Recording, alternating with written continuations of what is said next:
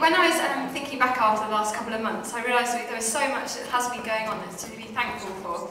In March, we had our youth weekend away, and we had 16 young people, and they were all so different, and I was just like, God, I can't see how this is going to work. But they had the most fantastic time, and so came together and encouraged each other, whether they were 11 or 17. And that was a really fantastic time of God really working with our young people. And we've got 2 regular cells going on for them, and they're really involved in that, which is encouraging. We've also had lots of sports ministry going on. Those of you who know MCC know that there's about 5 different football clubs that regularly lose, teams that regularly lose, unfortunately. But they sometimes get to finals, and then, so we have lots of things going on. Loads of guys involved in that. And in April, we had our first footy camp for children, and we had over 20 children come along for 3 days, work with ambassadors in sport. And the feedback from that was just that the atmosphere in our club was so different and so encouraging that the children absolutely loved being there. We've also had, we've got the Refresh Centre on Molesey High Street, for those of you who know it, and it's an internet cafe, and people come in, and we have so many mums coming in and chatting with us. It's just a really encouraging place to be. And I was also trying to remember what else. We've had some dreams work going on. In January, we had a lady called Janine Rodriguez come and be with us and do some training on hearing God and our dreams. And since we've really been doing that and pushing into this, I've personally found, and I think more people in church are really finding that God is speaking to us through our dreams, and we're really taking note of them and asking him to show us what he's saying to us through our sleep. So that's exciting. And in July, we've got her coming back, and we're going to take it a step further this time with some more training, and then in the afternoon we're going to go out into the streets of Molesey and invite people to come into Refresh as a Dreams Cafe and share their dreams, and really hope that God opens up opportunities to speak into people's lives. And it's also got Molesey Carnival coming up, which is a great event where we're out on the streets again, just chatting to people, doing games and being part of the celebration and the fun. And then in the 2nd of July, we've got our Refresh in the Park Big Fun Day, and we've run Refresh in the Park events for the last, I think, 10 years or so. And this year we're just doing one big fun day with a football tournament, and then inflatables and barbecue, and a show on the stage the whole time with testimonies. And we'll also be stepping out again with the dreams and praying for people and inviting people to come and share dreams with us. So that's really exciting. And then on the Sunday, we've got Rob Pennell from Whitford Church coming to join us. So that'll be fantastic. So it's going to be a whole weekend really looking outward. I'm really excited about that. So last time we were here, Phil just said that he really felt like God was saying we need a new vehicle. And I think change is happening in church, and there's been some real challenges with that. But there's also just real expectation, I think, and we're really hoping that God will break in. And a couple of weeks ago, Phil brought a word, and he called it from brink to drink, and really moving from off the edge into all that God has for us. And that's what we really want people to pray for, that we get a real breakthrough in the prophetic, in people's lives, in relationships, and in just going deeper into all that God has for us. Fantastic. Thank you very much. Wonderful church. Community church. Wonderful church. Tim. Okay, my name's Tim. I'm part of Strathern Lane Community Church. 6 of us, for those of you who don't know, moved up from Portsmouth in 2004 to a little village called Farr, just about 7 miles south of Inverness. We joined a church in Inverness called King's Fellowship, where we are still very much a part, but we are planting church into our little community, our rural community, as from Kings. We're now on our 3rd Alpha that we've run. We've got 1 guest on it, despite numerous invites, 1 guest, but that she's with us and she's journeying. She's measuring costs at this time as to I know the cost of this I know what this will cost me, which is a fantastic place. So she's the secretary of the local school, and we're praying her through that she finds Christ very, very soon. At the start of last year, 2010, we started meeting on a monthly basis in the local community hall, and we now gather once a month still. On the last end of the month, there's about 30 of us that meet, including children, which is very family friendly, very unplugged, very raw, lots of mistakes and lots of fun. And God is good. We had a guest meeting at Easter which saw the school head teacher come and join us, and another family at that meeting, which was great. At Christmas we ran the local school, the primary school, goes carol singing around to vulnerable people's homes in the community, and then historically it's gone back to the Episcopal Church in the next little village along for refreshments. And the Episcopal Church, through a change of hands there, stopped doing that, so we offered that to the school, which they jumped at, and came back. We provided mulled wine and some refreshments. The children sang carols to us, and a fantastic time which we're seeking to develop this year with a Christingle with them as well. So, lots to be very grateful to God for. We now 2 adult cells, a youth cell and a children's cell. We're in the middle of our third alpha, as I say, which we so want to see Diana finding faith. Her parents are already with us, which would be fantastic if she then joined us. And finally, in terms of what we want prayer for, it's wisdom. We are at a place where do we now go? What do we now do to position ourselves more effectively into this community? Is it to increase our Sunday gatherings, or is it to run some form of young youth group on a Friday evening somehow in the community hall?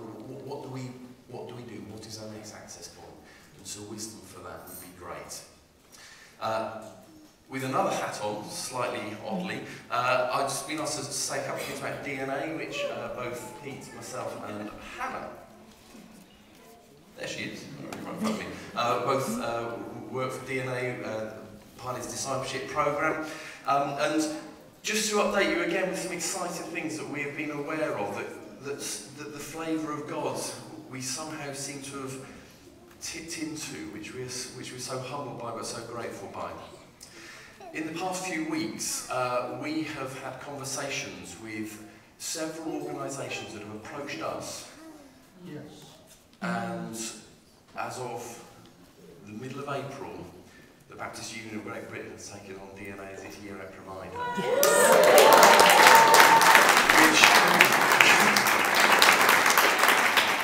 Which we don't really know what it will mean. But it's exciting. But it's very exciting. They've asked us questions like, how many people can you take? And they want to not only target the 18s to 25s across the entire denomination, but they also want to target the baby boomer generation, people that have got time and money to be able to come onto something such as DNA to develop leadership within there, which is hugely exciting.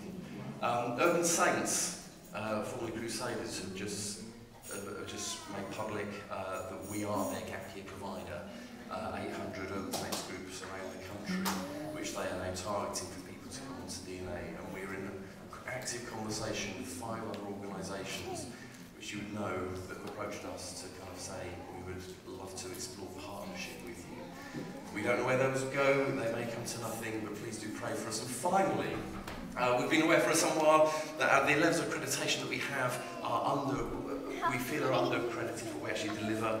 This is accurate, and we would just be very grateful for wisdom. We've been meeting as a team on Monday as to when we are able to be start delivering a Bachelor in Theology and Mission as part of the DNA programme, which again is hugely exciting for what it will mean for the development of leaders for our churches. So, thank you. Right, thank you, Tim.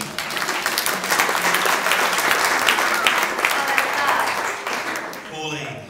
Ours is slightly different. We're in, as you know, North London, proud to be there.